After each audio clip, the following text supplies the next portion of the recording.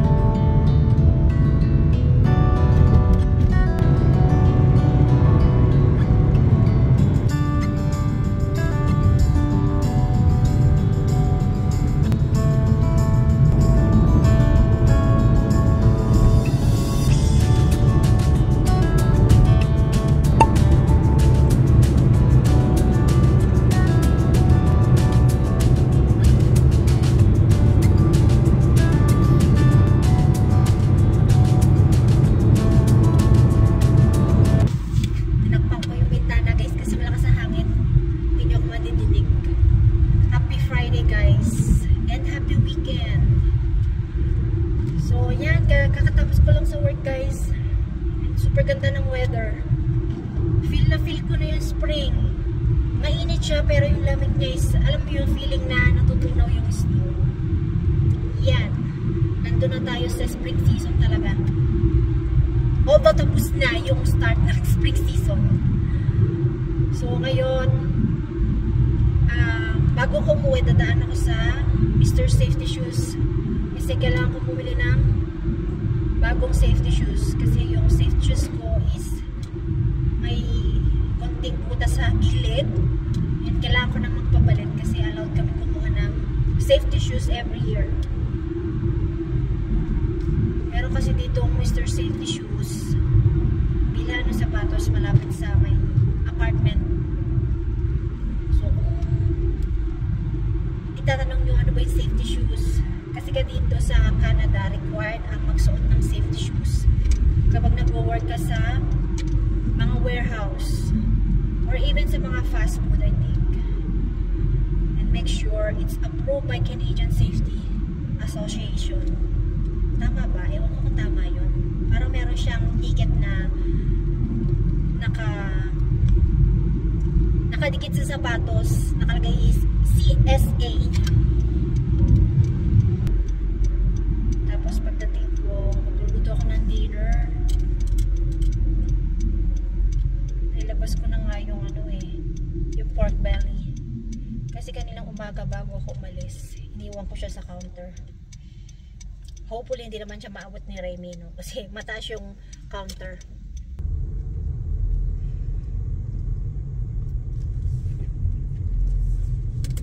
So tayo guys, katawat pa lang siya ng Food Basic. Napakalapit. Parang maliit yung store nila. Ewan ko lang din. Hindi naman siguro.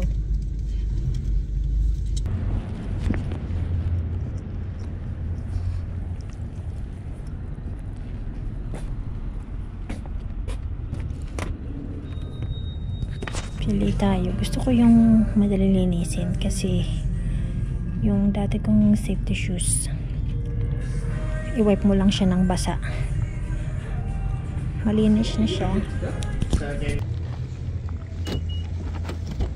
Ang mura naman ng sapatos na to. Yung binigay sa aming allowance, 175 Canadian dollars.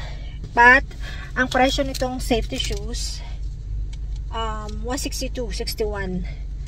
Binili ko, same yung ginagamit ko. Pinalitan ko lang ng ibang kulay. At saka gusto ko yung magaan at saka madali siyang linisin. Basta i-wipe ko lang siya ng basa. Malinis na ulit siya.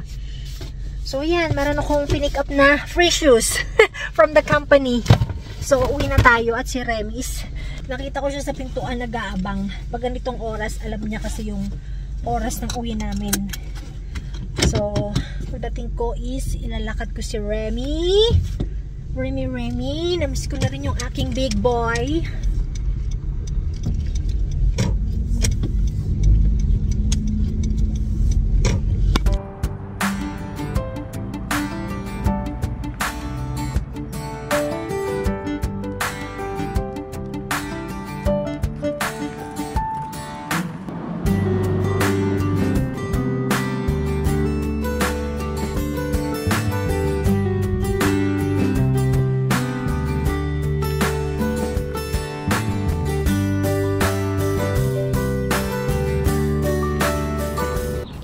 Andito kami sa may dog run.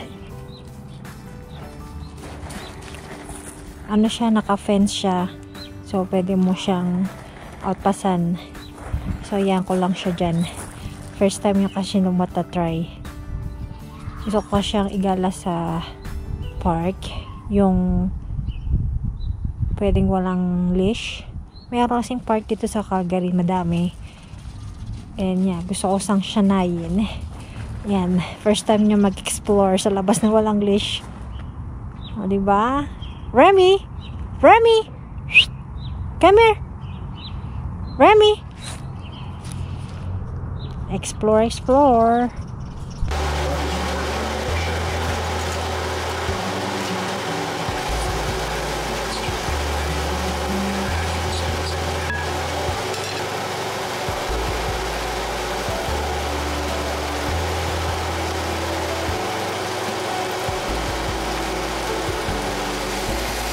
Wow, delicious binagoongan with rice. Kain tayo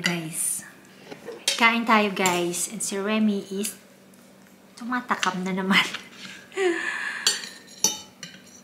Naisip ko to kasi tagal ko na hindi kumain ng binagoongan. Pork binagoongan. Wow, thanks baby. Good morning guys! Happy Saturday! Tayo ay pupunta sa appointment ni Remy. Kasi today is magpapagupit si Remy. So, i-google ko lang kung saan kami pupunta. Okay, it's 22 minutes away. Remy, are you excited? So, ang appointment ni Remy is sa spa for paws. So, binuko ko siya 2 weeks ago. Actually, last week ko siya pinabook, pero binigay sa akin ngayon. So, yan guys. Diretso na tayo doon and... Hi Remy, are you excited?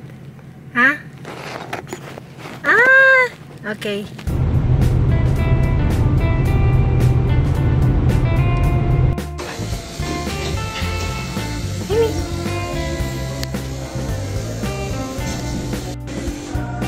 Want that?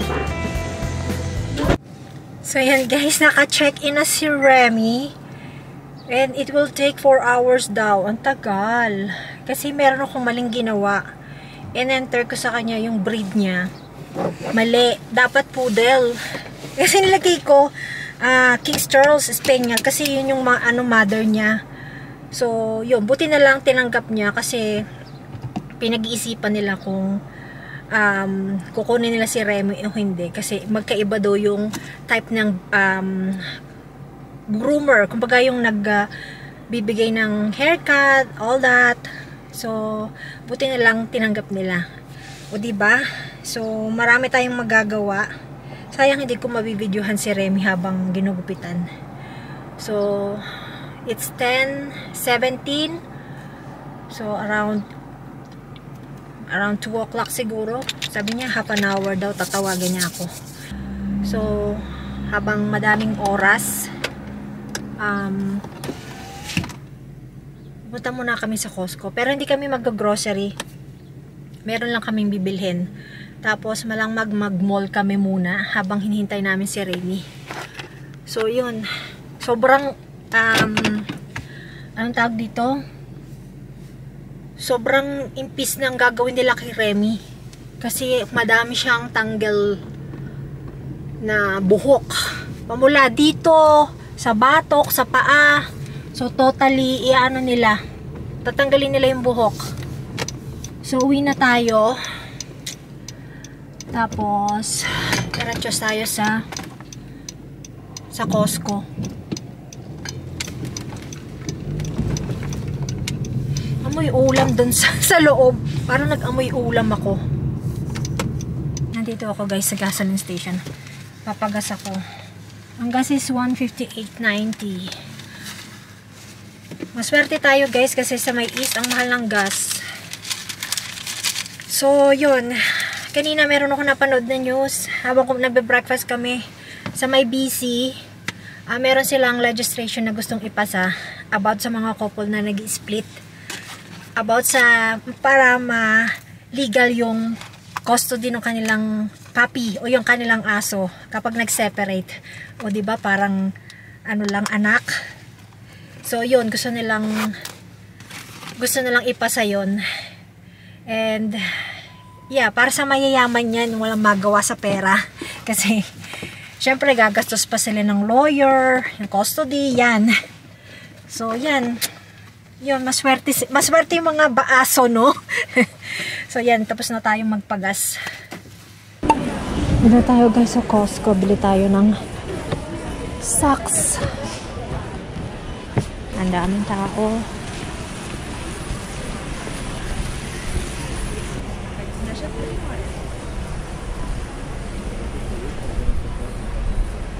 How long you been using this one? Long time. Yeah. Maano siya? Even when I was at Fresh Taste, I was still using them. Yeah, matagal to masira kasi meron na siyang ganito. Over a year na ginagamit niya, right? Hindi siya madaling mabutas. At saka komportable siya. Tsaka bumili siya ng t-shirt cut din.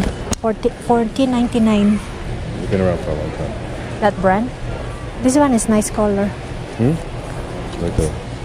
Like that one? Yeah, it's fine. That one and that one. Yeah, that one and this one. Or orange one, summer color. What do you like? That was gonna turn pink eventually. If you're comfortable wearing this pink, it's fine. Well, let me wear that. Yeah, or change. Where's XL? It's right there.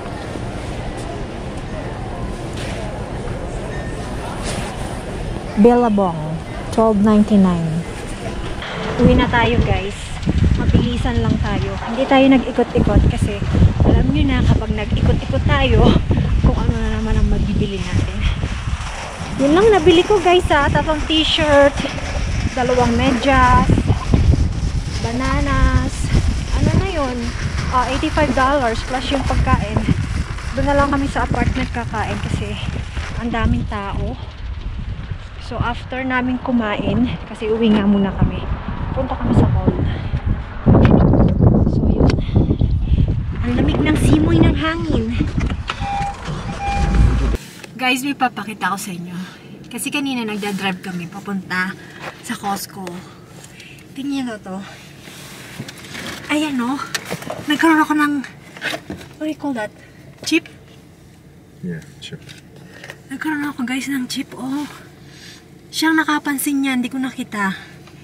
Kasi wala naman yan. Parang this week lang siguro yan. And ngayon yung nakita. So niloloko niya ako. Sabi niya sa akin, welcome to the club. Right? Kasi yung kotse niya, nagkaroon ng crack. Malaki na yung crack niya eh. Yung sa akin maliit pa lang. Kailangan gawan ko ng paraan yan. Baka dalhin ko siya sa sa may repair, mga windshield. So hanapin natin kasi parang tuldok pa lang eh. Ayokong lumaki kasi magastos. So yan guys, tapos na kaming kumain ng lunch. Kumain lang kami ng lunch dito sa apartment. Sausage ang kinain namin. So ngayon pupunta kami sa Cross Iron. Mall tayo ngayon. Window shopping. Sana hindi busy kasi kanina ang daming tao sa Costco. Ang daming namamalengke. Si Remy na miss namin kasi ang tahimik sa apartment. Come on, kids, let's go. Walang nanggugulo. So guys, look. Nandito kami sa Cross Iron. And pag park ko, nakita ko siya, windshield repair. So, nagtanong na ako. So, nagpark ako doon sa gilid doon. Kala ko pwede magpark doon, di pala. So, nagtanong na ako, ang paggawa nun sa akin is 65. So, yan. Papagawa ko siya kaysa lumaki siya ng malaki. Timing naman, pupunta sa Cross Iron, tapos meron yan. Kasi nga bala ko maghanap somewhere. And buti na lang nandito siya. So, mamaya, after namin mag-window shopping, papagawa ko siya kasi tinanong ko na. So, let's go na. Ang daming tao, guys. Ang daming tao, guys, sa loob ng mall. Window shopping lang naman tayo. Hindi tayo mag-shopping.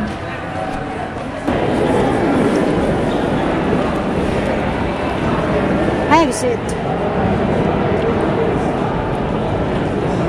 What do you want? Put Foot Locker or something.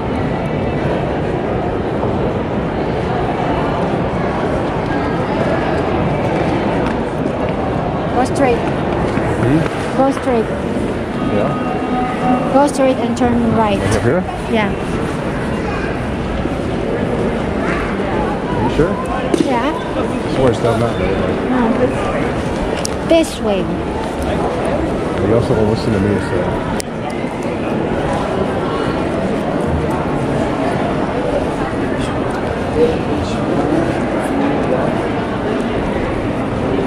Uncle Tatsu.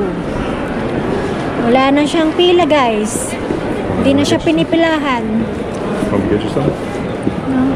Hmm? No. Hey. So, yan guys. Kaya kami hindi masyado nakakalabas. Kasi gawa na Remy. Kung pansin nyo, pag lumalabas kami, madalas kasama siya. Or this side. So, yan. Ngayon lang kami nakalabas na wala si Remy.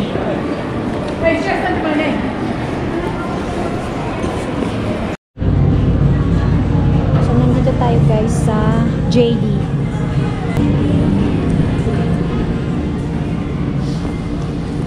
Puros naka-sale siya. Kasi matatapos na ang spring.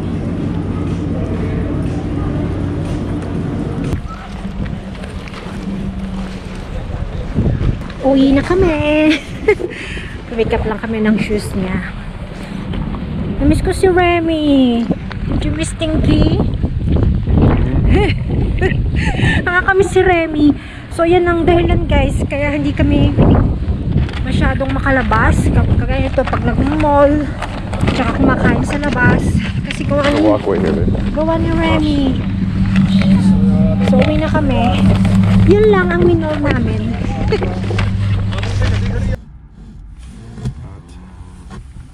Gmail? I'm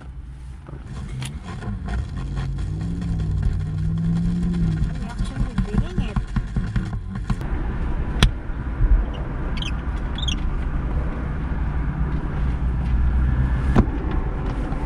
So if you get another crack, you come straight here. And it's free, okay? Because ginagawa na yung crack ng aking windshield. Wala sa plano yan. Kasi nga, kanina lang na napansin na merong crack pala yung salamin ko. Hindi ko siya napansin, guys. For sure, this weekend lang siya this week lang siya nangyari. Kasi naghugas pa ako ng sasakyan last week eh. So, yun. Buti na lang. Kesa gumastos ako ng 1,000. Yung kanya, dadalhin niya dito rin ang sasakyan niya later. After nito, uwi na rin kami din papagawa niya yung sasakyan niya. Mas malaki yung kanya. So, bali may kinuha kaming plan. Mas makakamura. I think $50 a year. I don't know, hindi ko sure. So, yeah, we'll see. So, nandito tayo para pick upin si Remy. Kasi habang nagdadrive ako papunta sa apartment, bigla na akong tinawagan. So sabi, si Remy is ready na by 3 o'clock. So maaga pa, may 13 minutes pa. Maghintay-hintay lang kami. Wondering what he looks like. Para siyang malnourished kasi mawawalan siya ng balahibo. Let's see. Hi. Thank you. Yeah, so we just wanted to get him rebooked in. Do you want to book him now for his next one? Okay, make sure you call right away so we can get you booked in because we're booking about a month out. Okay, so book like come on, hop in. Remy, where are you? Where are you, Remy? Remy! Niya siya ngayon. Come on, Remy. Show yourself. There. Iba na yung mukha niya, guys. Look skinny na. Lumitaw yung pagka-poodle niya. Remy? Hi, Remy. Uwi na tayo. Ay, hindi pala. Pipick upin pala namin yung isang sasakyan. Nadalay namin sa Cross Air ulit. Kasi nga dapat yun ang gagawin namin. Kaya yun nga. Kasi tinawagan na kami na pick upin si Red. Kaya uwi kami. Nadalay namin yung sasakyan.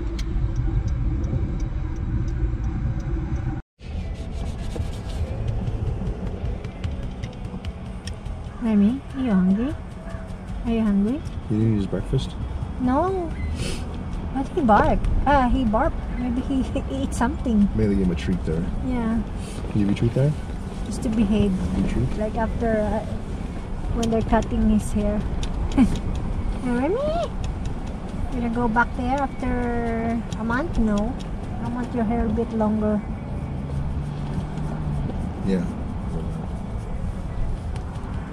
This is good for the summer though when it's hot. Mm-hmm. You ready? Get that winter coat out. Yeah. Wow. Daddy's windshield's getting fixed. Mm-hmm.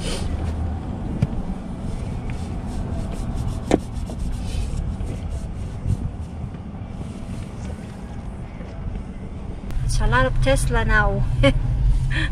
They're charging. So yun, kapag napunta kayo dito sa Calgary at nagkaroon kayo ng crack sa windshield, sabi nga ni Mike is, welcome to the club. You're really Calgarian now. You're cracking your windshield. Cracking your windshield. Mm-hmm. So, yung pagpaparepair nito is ina-avoid lang yung pagkalat ng crack. So, ang ginagawa nung boy, nilagyan lang nila ng liquid para ma-filled in yung crack para hindi siya kumalat, especially kapag malamig. So, yun. Ang purpose nun, hindi naman siya totally mawawala. So, yun. Ang ating mall is punong-puno. Ang ating parking. Maraming nagmumol ngayon.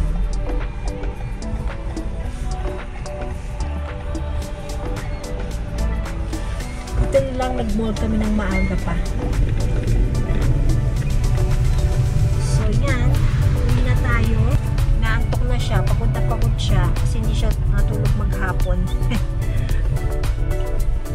Say bye, Remy. Thank you for watching. Thank you for watching.